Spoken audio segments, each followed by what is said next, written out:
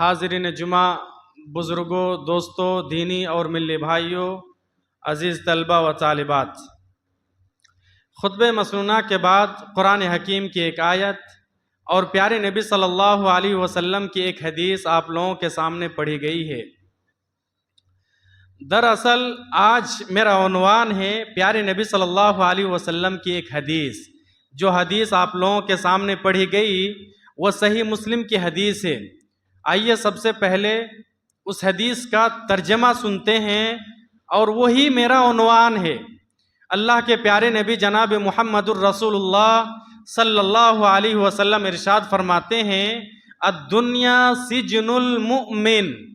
یہ جو دنیا ہے جہاں ہم اور آپ رہتے ہیں، اس کو کیا کہتے ہیں؟ دنیا۔ تو یہ دنیا ایک مومن کے لیے، ایک مسلمان کے لیے قید خانہ ہے، وجنت الکافر، اور ایک کافر کے لیے، نافرمان کے لیے، جو اللہ کو نہیں مانتا، اس کے لیے یہی دنیا جنت ہے۔ تو آج میرا عنوان یہی ہے کہ یہ دنیا مومن کے لیے قید خانہ اور کافر کے لیے جنت ہے۔ دراصل یہ پیارے نبی صلی اللہ علیہ وسلم کی حدیث ہے۔ اللہ کے نبی نے کہا کہ یہ دنیا مومن کے لیے، ایک پکا مسلمان کے لیے قید خانہ ہے۔ اگر ہم واقع مومن ہیں، اگر ہم مسلمان ہیں، مسلمان ہونے کا دعویٰ کرتے ہیں نا، الحمدللہ ہم سب دعویٰ کرتے ہیں اور ہم سب مسلمان ہیں، ایمان ہونے کا دعویٰ کرتے ہیں۔ اللہ رب العالمین نے ہمیں اسلام کی دولت سے نوازا، ایمان کی دولت سے نوازا، ایسا ہر ایک مسلمان کا دعویٰ ہے، اچھی بات ہے۔ تو اگر ہمارا دعویٰ ہے کہ ہم مسلمان ہیں، ہم مومن ہیں، اور اللہ رب العالمین نے ہمیں دنیا کے اندر بھیجا، دنیا کے اندر ہم اور آپ زندگی گزار رہے ہیں، تو پھر دنیا کے اندر زندگی کیسے گزارنا ہے؟ پیارے نبی کی یہ حدیث، یہ دنیا ایک مسلمان کے لیے، ایک مومن کے لیے قید خانہ ہے۔ اسی حدیث کو آج کے خطبہ جمعہ میں ہم سمجھنے کی اور سمجھانے کی انشاءاللہ کوشش کریں گے، پھر اللہ رب العالمین سے دعا کریں گے کہ رب العالمین پھر ہم تمام مسلمانوں کو پوری عمل کی توفیق عطا فرمائے، آمین۔ میرے بھائی، قید خانے میں کیا ہوتا ہے؟ فرض کیجئے، مثال سے آپ سمجھئے، ایک انسان جیل خانے میں چلا گیا۔ قید خانہ کس کو بولتے ہیں؟ جیل خانے کو نہ بولتے ہیں۔ ایک آدمی جیل خانے میں چلا گیا، قید خانے میں چلا گیا۔ اب ذرا ایمانداری کے ساتھ بتائیے کہ کیا وہ جیل خانے سے اپنا دل لگاتا ہے؟ جیل خانے سے وہ اپنا دل لگاتا ہے؟ نہیں لگاتا ہے۔ پیارے نبی صلی اللہ علیہ وسلم نے اشارہ کیا، جس طریقے سے ایک انسان قید خانہ جانے کے بعد، جیل جانے کے بعد، جیل خانے کو وہ اپنا گھر نہیں مانتا، اس کے ساتھ اپنا دل نہیں لگاتا ہے، بالکل ایک مومن کو، ایک مسلمان کو چاہیے کہ دنیا کے اندر زندگی بسر کرے، لیکن دنیا سے محبت نہ کرے، دنیا سے وہ دل نہ لگائے۔ دنیا کیا ہے؟ متاع الغرور ہے، یہ دھوکے کا سامان ہے، یہ دنیا ختم ہونے والی ہے، یہ دنیا دھوکہ دینے والی ہے، یہ عارضی زندگی ہے۔ کسی کو 30 سالہ زندگی ملتی ہے، کسی کو 40 سالہ، کسی کو 50 سالہ، کسی کو 60 سالہ، کسی کو 70، اس سے زیادہ بہت کم ہی ملتی ہے کسی کو زندگی۔ اس کے بعد کیا؟ تو یہ جو دنیا ہے، دنیا فانی ہے۔ اللہ رب العالمین نے کہا، کل من علیہا فان ویبقى وجہ ربک ذو الجلال والاکرام۔ دنیا کے اندر جو کچھ ہے، ساری چیزیں فنا ہو جانے والی ہے، سب کچھ ختم ہو جانے والی ہے، صرف اللہ رب العالمین کی ذات باقی رہنے والی ہے۔ میرے بھائی، تو یہ دنیا سے دل نہیں لگانا ہے۔ ایک مومن کو، ایک مسلمان کو چاہیے کہ وہ دل نہ لگائے، لیکن ایک مومن کے مقابلے میں، ایک مسلمان کے مقابلے میں، جو کافر ہے، جو مشرک ہے، جو اللہ کو نہیں مانتا، وہ تو دنیا کو سب کچھ سمجھتا ہے نا، دنیا کو وہ سب کچھ سمجھ بیٹھے گا۔ ٹھیک، تو اگر ہم بھی دنیا کو سب کچھ سمجھتے ہیں، بس یہی دنیا دنیا دنیا، دوڑ دھوپ، 24 گھنٹے کی محنت صرف دنیا کے لیے، تو پھر کافرانہ سوچ ہمارے اندر موجود ہے، مشرکانہ سوچ ہمارے اندر موجود ہے۔ ہم دنیا کو قید خانہ نہیں سمجھ رہے ہیں۔ اچھا، دنیا جیل خانے سے کوئی دل نہیں لگاتا، یہ پہلا پوائنٹ ہے۔ اور سمجھاتے ہیں، جیل خانے میں کیا ہوتا ہے؟ جیل خانے کو کوئی اپنا ذاتی گھر کوئی مانتا ہے؟ ایک شخص جیل خانے میں چلا گیا، قید خانے میں چلا گیا، اب جیل خانے کو وہ اپنا ذاتی مکان کبھی تصور کرے گا؟ کبھی مان ہی نہیں سکتا۔ پیارے نبی صلی اللہ علیہ وسلم اللہ الصمد اشارہ دے رہے ہیں، اشارہ کر رہے ہیں کہ یہ دنیا فانی ہے، ختم ہو جانے والی ہے۔ ایک مومن کے لیے، ایک مسلمان کے لیے قید خانہ اور جیل خانہ ہے، لہٰذا کوئی بھی مسلمان، کوئی بھی مومن اس دنیا کو اپنا ذاتی مکان، اپنا ذاتی گھر نہ سمجھے۔ اللہ رب العالمین نے ہمیں اور آپ کو دنیا کے اندر بھیجا تو کیا بول کے بھیجا، کیا وعدہ کر کے بھیجا کہ ہمیشہ دنیا کے اندر رہنا ہے؟ نہیں۔ قرآن حکیم پڑھیں گے تو ایک عنوان کو اللہ رب العالمین نے بار بار بیان کیا۔ حضرت آدم کا واقعہ، حوا کا واقعہ اور ابلیس کا واقعہ، کہ کس طریقے سے اللہ رب العالمین نے آدم و حوا کو پیدا کیا، آدم کو پیدا فرمایا، پھر حکم دیا کہ سجدہ کرو، سب نے سجدہ کیا، ابلیس نے انکار کر دیا، پھر اللہ رب العالمین نے ابلیس نے انکار کر دیا، ابلیس کو بھی اللہ رب العالمین نے دھتکار دیا۔ اللہ رب العالمین نے آدم کو جنت میں رکھا، ایک شجر ممنوعہ ہے، اللہ رب العالمین نے منع کیا تھا، اس درخت کے قریب نہ جانا، چلے گئے، اللہ رب العالمین نے زمین میں پھینک دیا یا زمین کے اندر بھیج دیا۔ تو کیا بول کے بھیجا جانتے ہیں؟ جگہ جگہ قرآن کریم کے اندر آیت ملے گی، وَلَكُمْ فِي الْأَرْضِ مُسْتَقَرٌّ وَمَتَاعٌ إِلَىٰ حِينٍ۔ یہ بول کے نہیں بھیجا جاؤ یہ دنیا ہی سب کچھ ہے، دنیا کے اندر کھاؤ پیو ہمیشہ رہو، نہیں۔ وَلَكُمْ فِي الْأَرْضِ مُسْتَقَرٌّ، جاؤ تم دنیا میں، اب تمہیں دنیا میں ٹھہرنا پڑے گا، دنیا میں رہو، لیکن کب تک رہنا ہے دنیا کے اندر؟ وَمَتَاعٌ إِلَىٰ حِينٍ، ایک فکس ٹائم ہے، ایک متعینہ وقت ہے، 40 سالہ، 50 سالہ، 60 سالہ یہ زندگی ہے، کچھ دنوں کے لیے دنیا کے اندر رہو، اس کے بعد پھر کیا؟ اچھا کوئی شخص اگر سوال کرے اس امت محمدیہ کی عمریں کیا ہے، کتنے سال لوگ زندہ رہتے ہیں، کتنے سال زندہ رہ سکتے ہیں؟ پیارے نبی صلی اللہ علیہ وسلم کی حدیث دیکھیں گے، ترمذی شریف کے اندر یہ حدیث موجود ہے۔ اللہ الصمد پیارے نبی نے ارشاد فرمایا، اعمار امتی ما بین 60 الی 70، میری امت کی عمر 60 سے 70 سال ہے۔ یہ پیارے نبی کی حدیث ہے۔ پیارے نبی نے کہا کہ میری امت کی عمریں، ہر ایک شخص کی عمر 60 سے 70 سال۔ پھر پیارے نبی نے کہا او اقلہم من یجوز ذالک، اس سے تجاوز ہو جائے، اس سے زیادہ لوگ زندہ رہے دنیا کے اندر بہت ہی کم ہوتا ہے۔ اب دیکھ لیجئے کتنے لوگ ہیں جو 60 یا 70 سال سے بھی زیادہ دنیا کے اندر زندہ رہتے ہوں، کتنے لوگ ہیں؟ بہت ہی تھوڑے لوگ ہیں۔ پیارے نبی نے کہا بہت ہی کم لوگ ہوں گے جو اس تعداد کو تجاوز کریں گے۔ یہ 60 سالہ 70 سالہ، اس کے بعد پھر کیا ہوگا؟ اس کے بعد کیا ہوگا؟ مر جانا ہے نا، کل نفس ذائقۃ الموت، ہر ایک کو مرنا ہے، موت کا مزہ چکھنا ہے۔ تو کیا موت آ گئی بس مسئلہ کلیئر ہو گیا، زندگی کا خاتمہ ہو گیا، سب کچھ ختم؟ نہیں، ایک اور نئی زندگی شروع، اور وہی اصل زندگی ہے۔ پھر اللہ دوبارہ زندہ کرے گا، پورا حساب و کتاب لے گا۔ اب وہاں کامیابیاں اور ناکامی صرف یہی ہے، اگر کسی انسان کو جنت مل جائے، جہنم سے چھٹکارا مل جائے، اللہ رب العالمین نے کہا فقد فاز، وہی انسان کامیاب ہے۔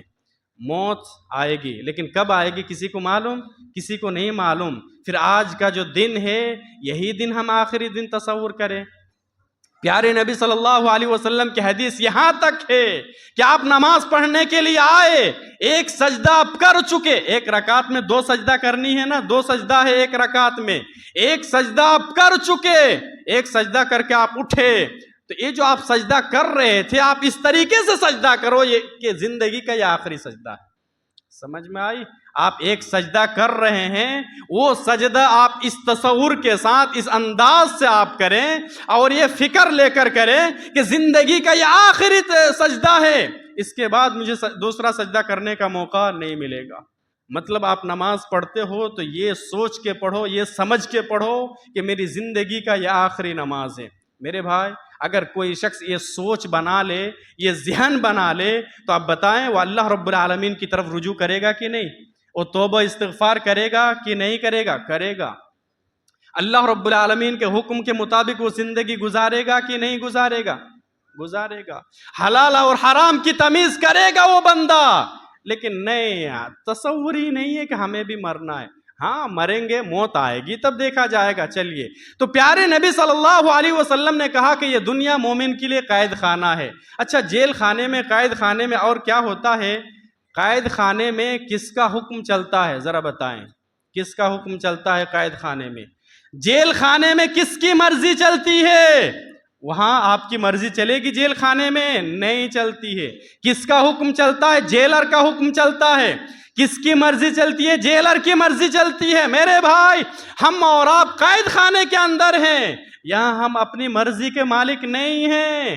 ہم جب چاہیں سو جائیں، جب چاہیں اٹھ جائیں، جب چاہیں کھانا کھائیں، جو چاہے کھائیں، جہاں چاہیں گھومنے کے لیے چلا جائیں، جو چاہے کرے دنیا کے اندر۔ ایسا نہیں ہے، یہ جیل خانہ ہے۔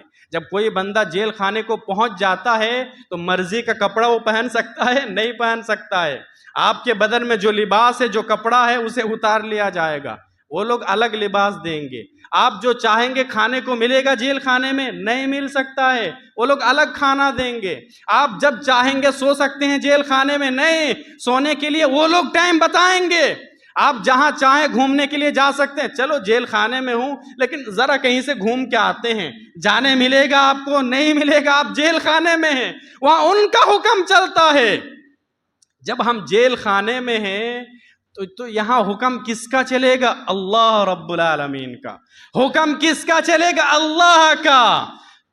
بات کس کی مانی جائے گی؟ پیارے نبی صلی اللہ علیہ وسلم کی مرضی اللہ رب العالمین کی چلے گی۔ اللہ نے کہا کہ یہ کھاؤ تو پھر ہمیں وہ کھانا ہے۔ اللہ نے کہا کہ یہ بھی کھانے کی چیز ہے، لوگ کھاتے ہیں لیکن نہیں کھانا، اسے دور رہنا۔ میرے بھائی، ہمیں دور رہنا ہے۔ پہننے کی چیز ہے، بہت سارے لوگ پہنتے ہیں، اللہ اگر ہمیں منع کرے نہیں تمہیں اس چیز سے دور رہنا، مطلب ہمیں دور رہنا ہے۔ ہم جیل خانے میں ہیں، یہاں مرضی چلے گی تو اللہ رب العالمین کی چلے گی۔ وَمَا كَانَ لِمُؤْمِنٍ وَلَا مُؤْمِنَةٍ إِذَا قَضَى اللَّهُ وَرَسُولُهُ أَمْرًا أَن يَكُونَ لَهُمُ الْخِيَارَةُ مِنْ أَمْرِهِمْ۔ قرآن حکیم کے اندر اللہ رب العالمین نے کہا ایک مومن کے لیے، ایک مومن مرد کے لیے اور ایک مومنہ اور عورتوں کے لیے، جب بھی اللہ کی طرف سے کوئی حکم آ جائے اس کے پاس کوئی چوائس، کوئی اختیار باقی نہیں رہتا کہ ہم مانیں گے بھی نہیں مانیں گے بھی۔ مرضی آئے گی تو ہم مانیں گے، مرضی ہوگی تو ہم نہیں مانیں گے۔ ایسا کوئی مومن، کوئی مسلمان، کوئی مومن مرد یا کوئی مومنہ عورتیں بول ہی نہیں سکتی۔ ہم جیل خانے میں ہیں بھائی، اللہ رب العالمین کی مرضی چلے گی، اللہ کی۔ انما كان قول المؤمنین اذا دعوا الى اللہ ورسولہ لیحکم بینہم ان یقولوا سمعنا واطعنا۔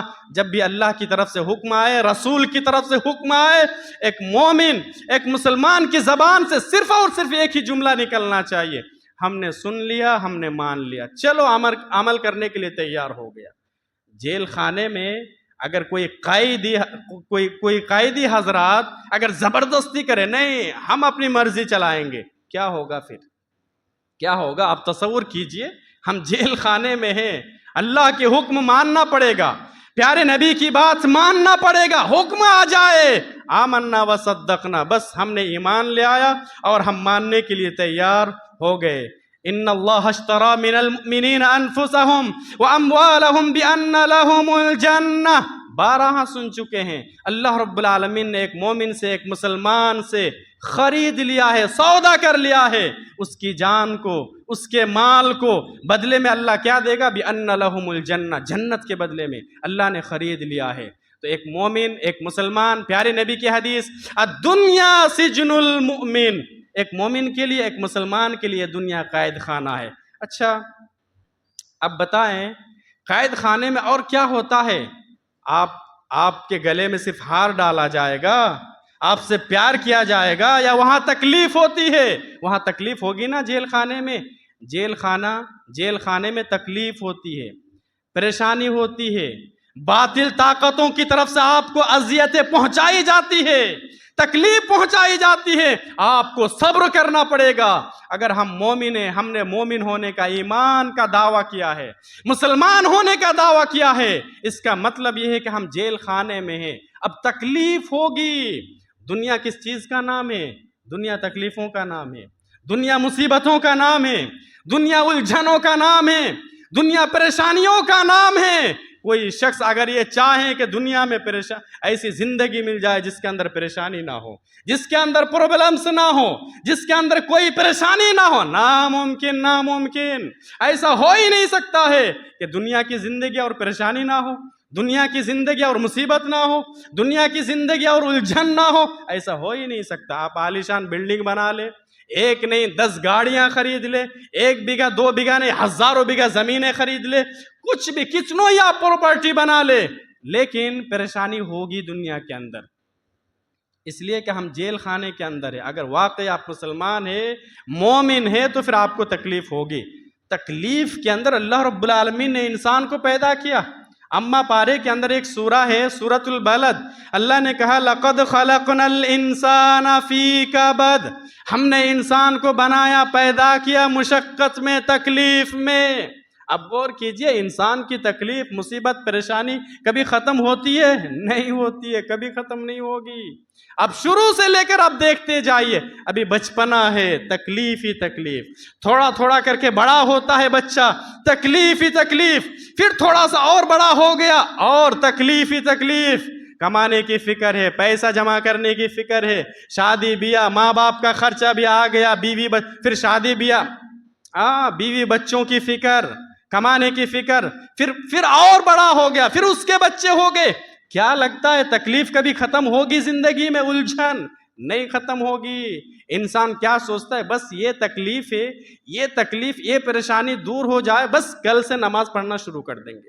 یہ شادی بیاہ کا بھی مسئلہ ہے، بیٹی کا، بیٹے کا، بس یہ ختم ہو جائے، الجھن ختم، اس کے بعد 5 ٹائم کی نماز ہو جائے۔ بولتا ہے نا ایسا انسان، بولتا ہے۔ آپ ان سے بولیے کہ کیا شادی کے بعد یہ الجھن، ٹینشن پکی بات ہے ختم ہو جائے گی؟ نہیں ہوگی کبھی ختم، اور الجھن میں آپ پڑیں گے، اور الجھن میں پڑیں گے، اور دیکھیے انسان الجھن میں اور پھنستا جاتا ہے۔ لَقَدْ خَلَقْنَا الْإِنسَانَ فِي كَبَدٍ، مشقت میں انسان کو پیدا کیا گیا۔ یہ تکلیف کبھی ختم ہونے والی نہیں ہے میرے بھائی۔ تو دنیا کی یہ جو الجھن ہے، ٹینشن ہے، پریشانی ہے، اس کو سائیڈ میں رکھیے، ذرا سائیڈ میں رکھیے، آپ سائیڈ میں رہو۔ اللہ کا جو حکم ہے وہ ہم اس کے اوپر عمل کریں گے۔ نماز کا ٹائم ہو گیا، ٹھیک ہے، یہ الجھن ہے، یہ ختم ہونے والا نہیں ہے یہ الجھن، ہم پہلے نماز پڑھ کے آتے ہیں، پھر دیکھیں گے تم کو۔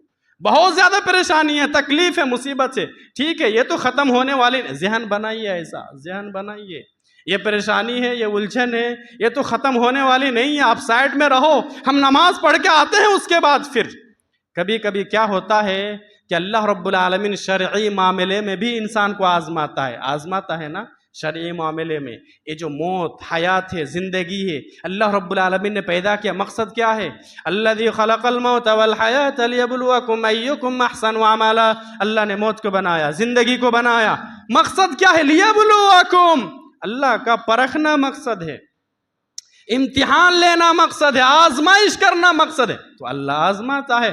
وَلَنَبْلُوَنَّكُمْ بِشَيْءٍ مِّنَ الْخَوْفِ وَالْجُوعِ وَنَقْصٍ مِّنَ الْأَمْوَالِ وَالْأَنفُسِ وَالثَّمَرَاتِ، اللہ کبھی کبھی امتحان لیتا ہے، آزماتا ہے، مال میں کمی اور زیادتی کر کے، کبھی جانوں کو قبض کر کے، کسی کا انتقال کر کے، کسی کو وفات دے کر، کبھی بھوک کے ذریعے سے، کبھی خوف کے ذریعے سے، تو یہ اللہ کی طرف سے بھی آزمائش ہوتی ہے کبھی کبھی۔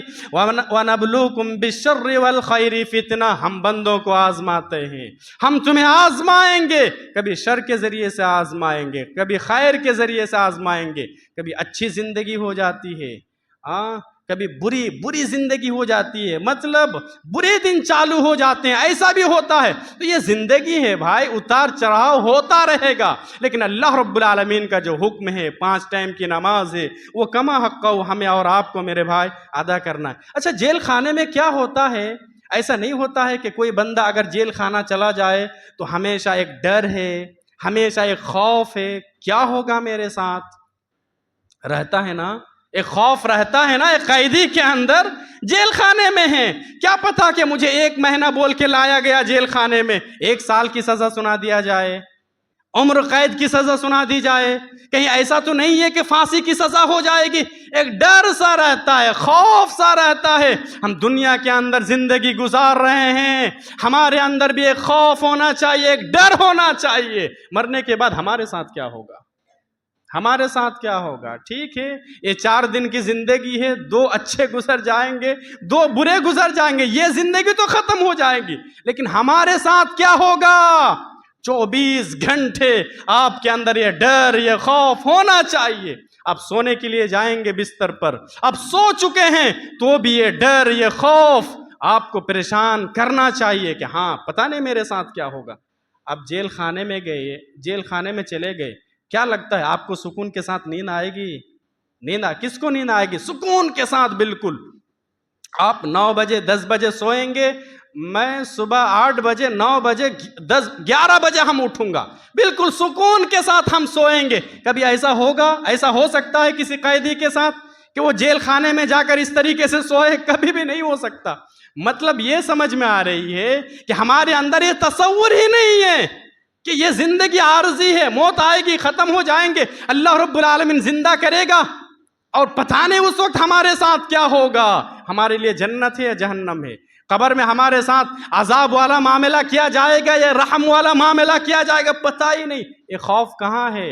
حضرت عائشہ رضی اللہ تعالیٰ عنہ، ابو داؤد شریف کے اندر ہے یہ حدیث موجود ہے، کتاب السنہ کے اندر، کمرے میں بیٹھ کے رو رہی ہے، زار و قطار رو رہی ہے۔ پیارے نبی صلی اللہ علیہ وسلم گئے، پوچھا عائشہ کیوں رو رہی ہو، کیا بات ہے؟ کہا کہ اللہ کے نبی بس کچھ نہیں، میں نے جہنم کو یاد کیا، مجھے رونا آ گیا۔